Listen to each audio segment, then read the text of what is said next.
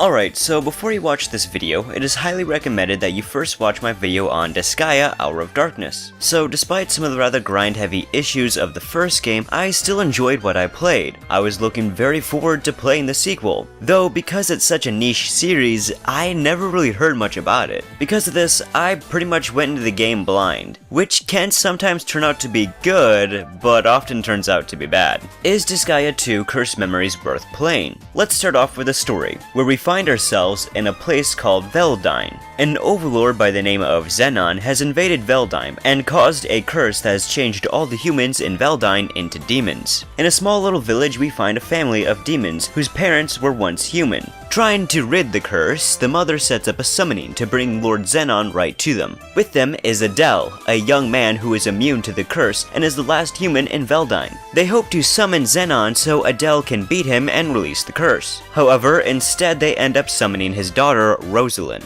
Because breaking the rules of the summon would kill both Adele and Rosalind, the two are stuck with each other. Adele decides to try to bring Rosalind back to her father, while still wanting to beat him as well. Rosalind agrees to take him to her father, or at least that's what she tells him as she starts to scheme ways of getting him killed. Plus, she doesn't know where her father is. I'm sure from here you can figure out what the dynamic is going to be between the two of them. And yeah, you're pretty right. Though I don't really think the story is bad, as Rosalind is actually an interesting character, and I like the moments where we get to hear her thoughts and understand her better. And she is by far my favorite new character in the game. There are plenty of moments where you can empathize with her, and she actually grows and changes as the story goes on. Adele, not so much. I wouldn't say he's bad, as he tries to be honest, do what's right, and stay true to his word. But there's nothing interesting to his character, and at times he annoys me. There just isn't much to him, and his backstory is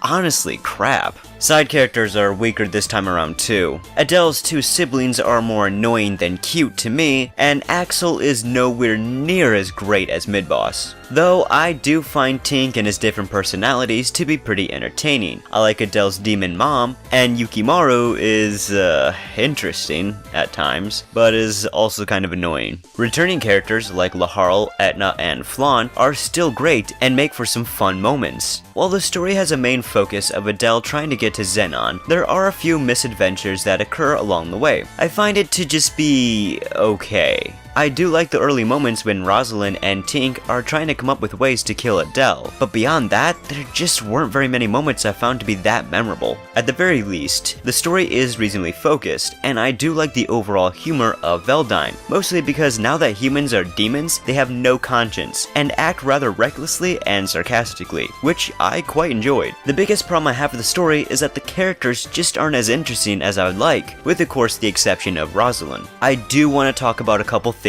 that are at the end of the game, so here's your spoiler warning. Yeah, click to the time shown now to avoid the ending. Much like the last game, there are multiple endings, most of which are just kinda strange jokes. What I'm gonna be talking about is the normal ending. First, Xenon is seen with these two cloaked servants throughout the game, and towards the end, it's hinted that they were in fact Adele's real parents. This I like. What I hate is Adele's idiotic reasoning about his parents, since he isn't even aware of this. You see, Adele reveals in the game that his parents had left him when Xenon appeared, in hopes of fighting off him and his army, and had promised that they would return, but never did. Because of this, he tries to remain true to his promises because his parents lied to him. What a fucking shithead. Like seriously, this annoys me beyond belief. Are you seriously telling me that Adele is too stupid to think that maybe the reason his parents didn't return was because they might have died while trying to fight off a great evil, not just to save the world but also to protect their son, rather than just leaving him? Anywho,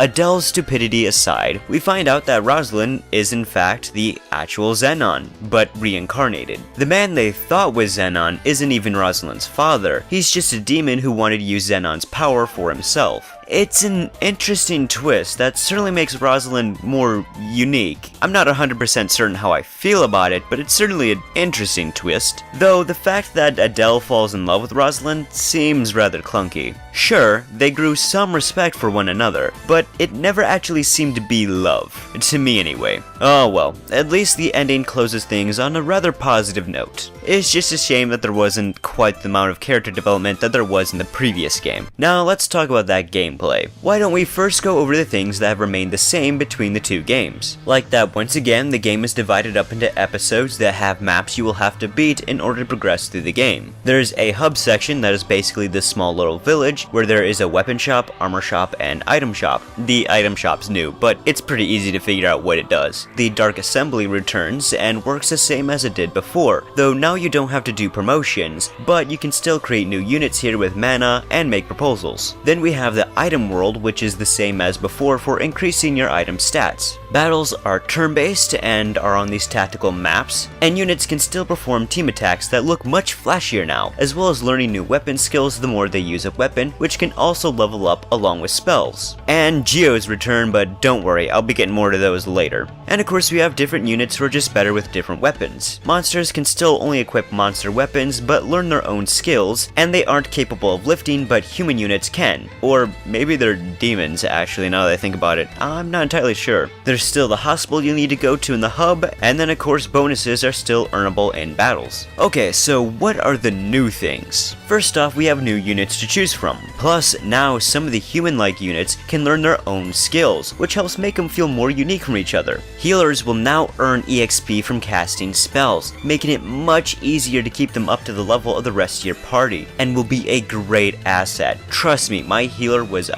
freaking godsend. Unfortunately though, most of the rest of the units will only earn EXP from actual kills. Some of these new units are Armor Knights, who are tank-like units, and Beastmasters, who are great for increasing the stats of monster units. While monsters still aren't as great as humanoids, they are much better now. See, each monster type now has their own special abilities, like dragons are immune to fire damage, Prinnies will explode when being thrown, and wood golems will recover 20% of their hit points each turn. Lifting now no longer hurts units if you end a turn while lifting someone. This is actually helpful for a new great way to grind up your party. While lifting up as many units as you can, they can all attack another enemy, which will distribute the EXP to everyone once the enemy is beat. And again, this is far more helpful and useful than you might think. Because of this method, I was able to keep a large party at the same kind of level, and grinding in of itself took much less time. To make things even more interesting, there are felonies. Talk to the post office person and you can get a subpoena for one of your characters. Take the subpoena to the item world, and the bailiff number will tell you which floor you will need to go to in the item world. Once you are on that floor, have the character go through a special portal, and they will get a felony.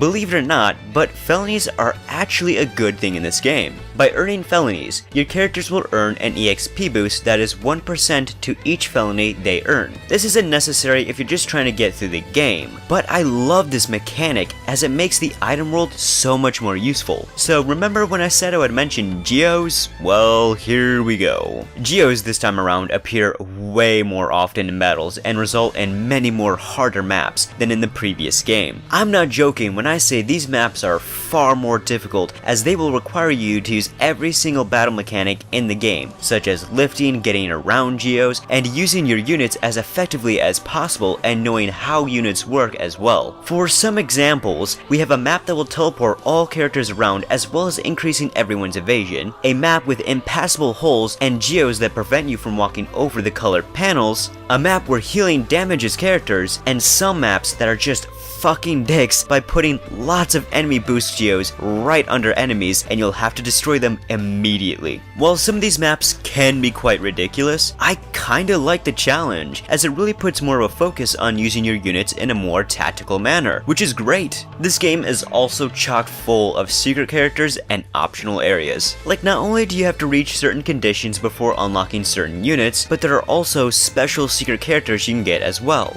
Then we have so many secret areas, like extra stages, the Land of Carnage, the Ordeals, and then we have the Dark World. The Dark World is pretty much a harder version of the entire story mode, kinda. To get there, you have to find 5 hidden switches in the hub village. Once you do, a notification informs you that a shadow person has appeared. Talk to the shadow person 4 times and they will then challenge you to a fight. Be warned though that the shadow person is at level 100. Yeah, the level cap is in the thousands, which just personally annoys me. Also, in the Dark World, you have to deal with an object called the Dark Sun that will change the battle effect effects against your party each turn. Have fun! So if you're looking for even more of a challenge, the Dark World and other secret areas are definitely for you. Once again, this game has a nice sprite-based visual style with 3D-ish backgrounds. Maybe it's just me, but the colors used this time seem to pop so much more and just feel so rich, making characters and areas stand out more. Character portraits look very good and are a decent substitute for cutscenes. And there are also these random pictures that are used from time to time that are rather well drawn, but are a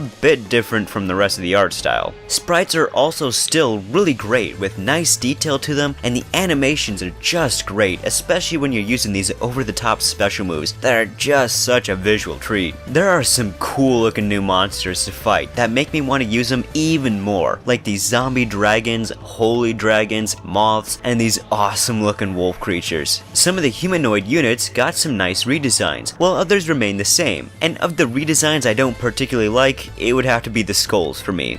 Just not a huge fan of this one. Though they are still a great unit, I like the look of a lot of the maps, but there isn't a lot of variety this time around. Most of the areas are either forests or building areas, which again all look good, but I just wish there was like a volcano or a snowy area or just some extra variety would have helped. Maybe it's just me, but I also like the design of a lot of the different weapons as well, and it's cool to see the sprites have different weapons based upon which ones you have equipped. It's a nice little touch. Not to mention there's also that great animated opening scene. That sure isn't necessary, but I love when games have these great opening scenes before we even get to the main menu. And being a 2D animated one is a plus to me that is just so much fun to watch. And hey, the game also has a great soundtrack that really matches the musical style of the previous game that I quite enjoyed, with some fun and memorable songs. Though for some reason, some of the music tends to remind me of Shantae music. So would I recommend Disgaea 2 Cursed Memories? Yes, I would actually. Don't get me wrong, I'm not a huge fan of the story and many of its characters. I wish there was some more variety in the maps, and I still haven't figured out a way to get a whole lot of hell all at once.